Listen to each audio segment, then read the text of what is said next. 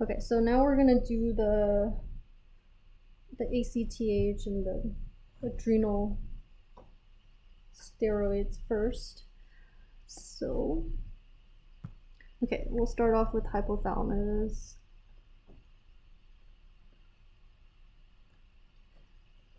And over here, it makes the CRH that goes to the anterior pituitary. And then anterior pituitary will secrete ACTH. And then that will go to, so in adrenal cortex, there are 3 different layers.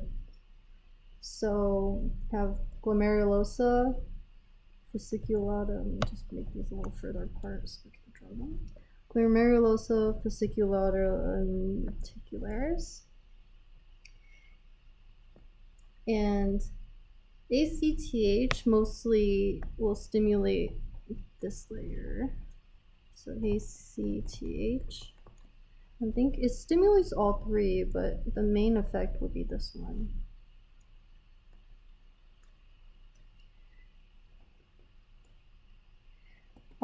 As for the glomerulosa and the aldosterone, it's also stimulated by angiotensin 2. So I'll put angiotensin 2 here. So that's a much bigger stimulus for it. Okay. So in these layers, I'm going to talk about what the end product of all these pathways are first. So it makes 3 different things. So you have the aldosterone made by glomerulosa. You have cortisol made by fasciculata. And then reticularis makes like 2 different types of androgens. So DHEA, and then there's another one, the androstenedione. Oh, I can't spell it. Okay, I'll check the spelling later. So that's what's made by these different layers. So we can talk about the effects of these things first, and then it will make a lot more sense what kind of symptoms you'll get when you have a deficiency or an excess. So we can go with aldosterone first. Aldosterone will give you, so in the kidney, it will make you waste potassium. So waste potassium. It'll give you, it'll make you waste hydrogen ions. So in effect, that will give you hypokalemia and then increased pH in that hypokalemia in your blood. And to do so, it also increase the uptake of sodium. So you have increased sodium, and that would be hypernatremia.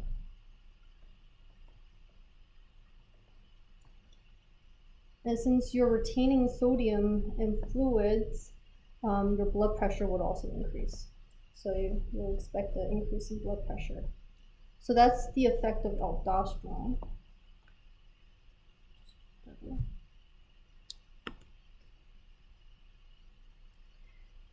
And then cortisol has many different effects. So first, you would think of things that it's doing to your immune system. So its anti-inflammatory effects.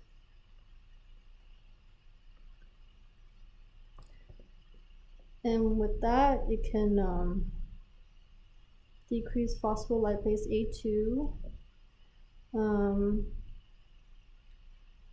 And it also decreases like your T cells, your B cells.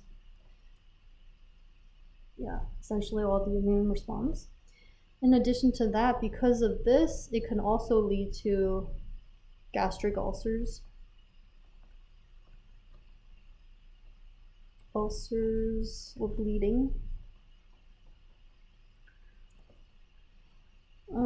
Cortisol would also give you an increase in blood glucose, so increased blood glucose. So this is like a long-term type of stress response. So if you're stressed out, your body kind of thinks that you want all these things to be available for fuel or for running away, whatever the case is. So you have really high fatty acids in the blood. This is also blood. And then you have increased amino acids in the blood as well. So everything is basically increased. And another long-term effect, so this would be like everything in the blood. And then another long-term effect is that it can give you osteoporosis.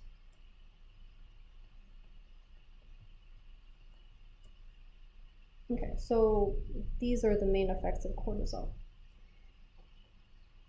And androgens, basically what will happen when you have too much is you get females will have virilization.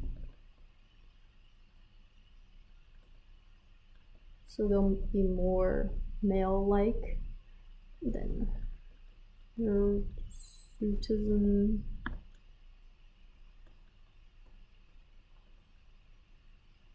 Things like that. Okay, so this is the effects of access. And then when we talk about the deficiencies, just think of like the opposite.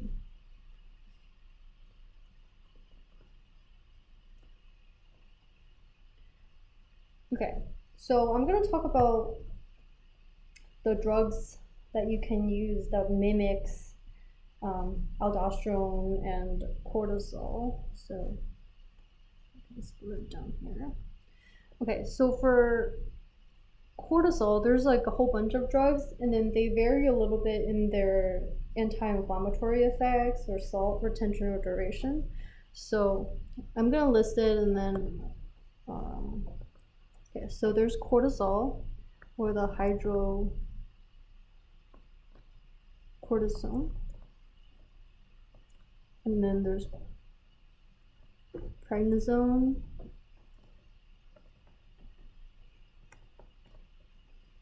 trimethamine,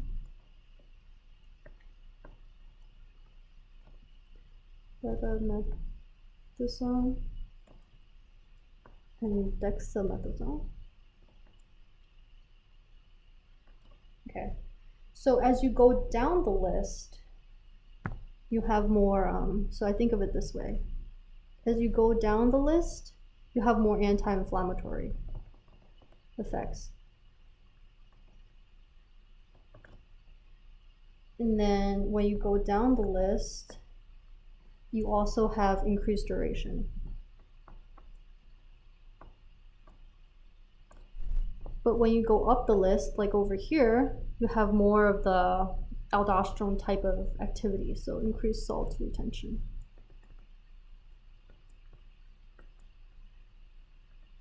So aldosterone.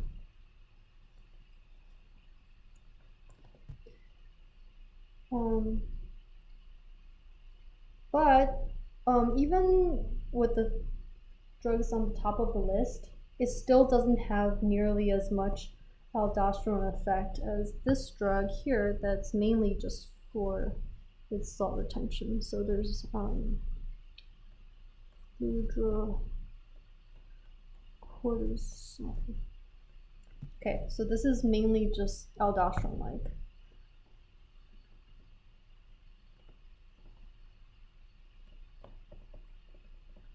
So this is still going to give you the most salt retention kind of properties. And when we talk about the diseases, it will make a lot more sense why you use a combination of flucortisone or why you don't need to use that. So we'll go into that a little bit later. And then just to throw it in there, you also have the aldosterone antagonist. So you have spirulactone and epinephrine. So these are more important later on when you guys go over the diuretics. So these are aldosterone antagonists. Just put it out there, but later on you would do more of this later. All right. So to know which, so in lecture, they kind of went over the different deficiencies. So like the 21, 11 hydroxylase deficiencies, 17. And then there's like a whole list of, well, there's like list of drugs that you could use for that. And basically what they do is they either take some drugs from this side that mimics cortisol, and sometimes they take drugs from here and then they put another drug from the aldosterone side that mimics aldosterone. So to understand which one you would need, I think it would help to look at the whole pathway and to see whether the production is actually increased or decreased. So we'll try to do this quickly. So, and then we also have to plug in some of the drugs that are inhibiting a certain part of the pathway. So to start off, you start with cholesterol for the synthesis of all of these. And then from cholesterol, just zoom in a little bit. From cholesterol, it goes down to pregnenolone. And then this is the enzyme like side chain cleavage, or it's also called desmolase. And I think there are other names too. And then for pregnenolone, 3-beta dehydrogenase converts it to progesterone. From progesterone, you have the 21 hydroxylase, and then that gives you the 11 deoxycorticosterone or something. I'm gonna abbreviate it as DOC. And then there's another one we don't really, okay, so this one is 11 hydroxylase. And then there's something else, corticosterone, but we don't really worry about that name. And then the last step, aldosterone synthase, but you don't really need to know that enzyme, you just need to know that at the end you make aldosterone. So I'm only putting in the enzymes that they mentioned in the lecture that they talked about a deficiency for. Okay, so this is pretty much what happens in the glomerulosa, this pathway. And in the reticularis, what happens is that it goes to the side. So this and this can be converted into, so this is 17 alpha hydroxylase, this 17 alpha hydroxylase. So this converts into the 17 hydroxy version of that enzyme. I'm just going to abbreviate it like that. So it's 17 hydroxy pregnenolone, 17 hydroxy progesterone. And then the enzyme that does this step is the same as this. So it's also the 3-beta dehydrogenase. From here on, this part is very similar. So also the 21, and then also 11 DOC. And then this is the same enzyme as this. So it's 11 hydroxylase. And then now over here they just make cortisol. Okay, so that's the product here, that's the product here. So this is a fasciculator. The last one is when it makes the androgens. So to make the androgens, there's another step that goes over to the side, and that's like 1720 lyase. 1720 lyase. There's no defects really involved in that, but so what you make here is, this is DHEA, and then this is androstenedione.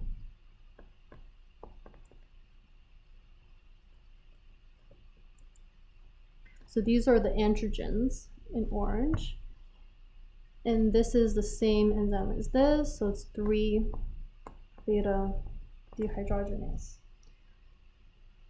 Okay, so this is all the enzymes you need to know. So we can go over the deficiencies first, since we just drew it here. The deficiencies, the most common one, okay, so deficiencies.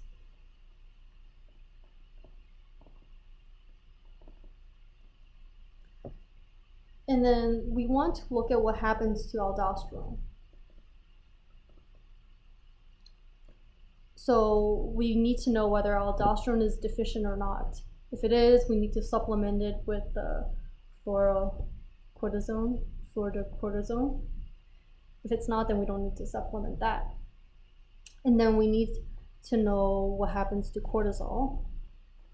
So we need to know whether we need to supplement or not. And then we want to know what happens with the androgens. So the first deficiency, we can talk about this one, 21 hydroxylase. This is the most common, so this one you definitely want to know.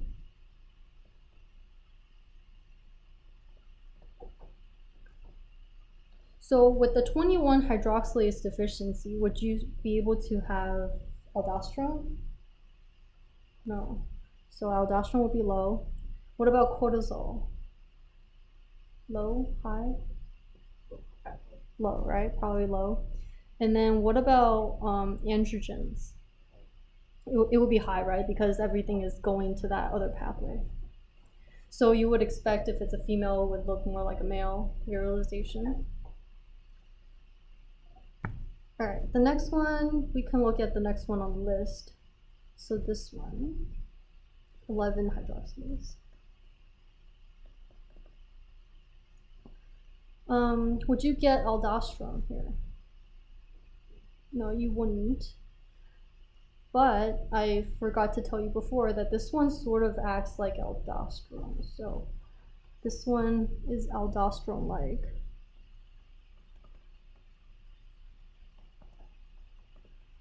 So what that means is you don't actually have aldosterone, but you wouldn't have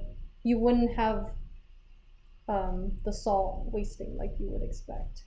So, but have 11 DOC. So you don't have aldosterone, but you wouldn't have those symptoms of low blood pressure and everything. So we'll talk about that later. But what would you expect? What happened with cortisol? Low, high, be low, and then androgens probably high. Okay, so for both of these cases, you would expect that you need to supplement with one of the glucocorticoids. But for 11 hydroxylase deficiency, you have enough of the 11 DOC that acts like an androgen, or that acts as an aldosterone, that you don't need to actually supplement that. So all you need to give this person is the glucocorticoids as a supplement. So the next one, let's see, we have this deficiency, 17 alpha hydroxylase. So if you have 17, okay, if you have 17 alpha hydroxylase deficiency, what would happen with aldosterone? Would that be increased or decreased? Increased. And then what about cortisol? Increased or decreased? It decreased. And then androgens would also be decreased. Okay, so this one you also need some kind of supplement of glucocorticoids. And then the last one that you mentioned is 3-beta dehydrogenase. And that one is way up here.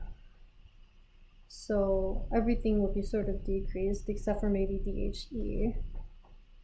So this one I would say decreased, and maybe decreased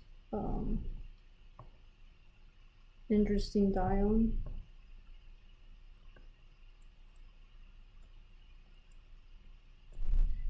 So basically for this, both of these are decreased. And then Addison's, let's do a little Addison's. Addison's is basically you have a chronic condition that you don't make enough of anything. And for that case, if nothing is making anything, then you would have decreased pretty much everything here. All right, so the reason why I mentioned this whole chart is because when you look at the notes and what they recommended as the treatment, they basically either take one drug from this list, a couple of drugs from this list, or they use this one. So this is if you need a cortisol, you would use drugs from this list. And if they don't make enough aldosterone or they don't have enough of the 11-DOC, you would need a drug from here. So this is aldosterone.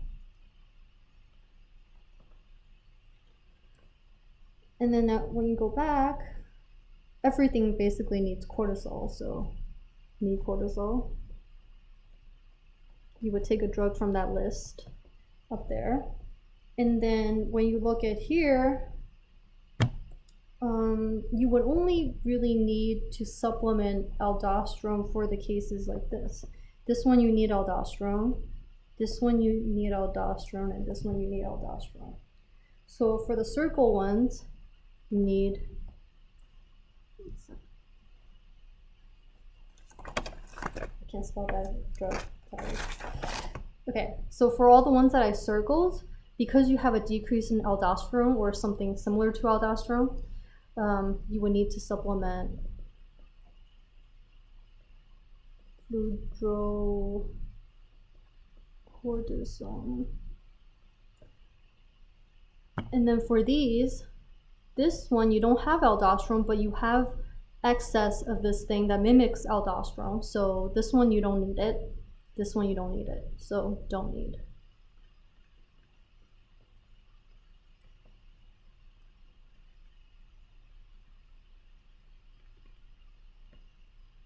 Does that make sense? Like it kind of is a little bit more organized than just looking at the enzyme deficiency and which one is needed versus not needed. Okay. So that's the genetic defects in the enzymes. And there are a couple of drugs that you need to know because they inhibit things in the pathway. There's like 3, 4 drugs.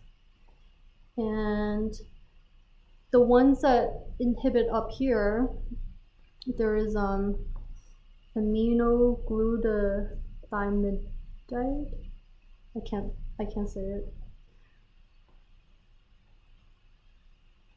Glutamide. Okay, so this inhibits this step up here. So it should shut down the production of everything. And this one is used to treat breast cancer and Cushing's.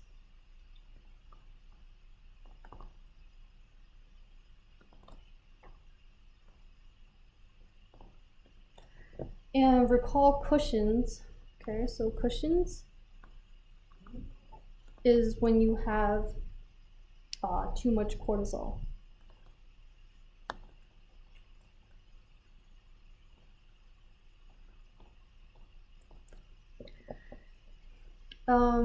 Another drug that you guys just did in block 3 is ketoconazole. So that's an antifungal.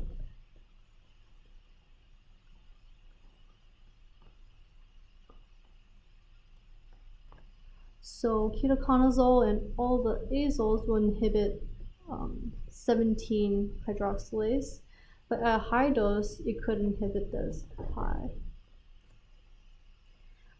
This one, obviously, you would use it too for fungal infections. Fungal infection. But you can also use it for too much cortisol, so hypercortisolism. So if you have too much cortisol, that should stop this pathway from happening over here.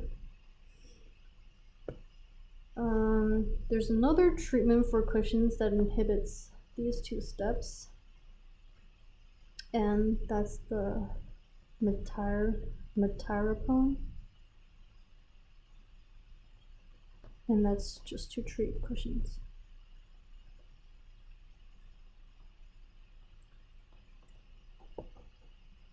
And then there's another one here that inhibits, that at high dose have anti-glucocorticoid effect. So this is the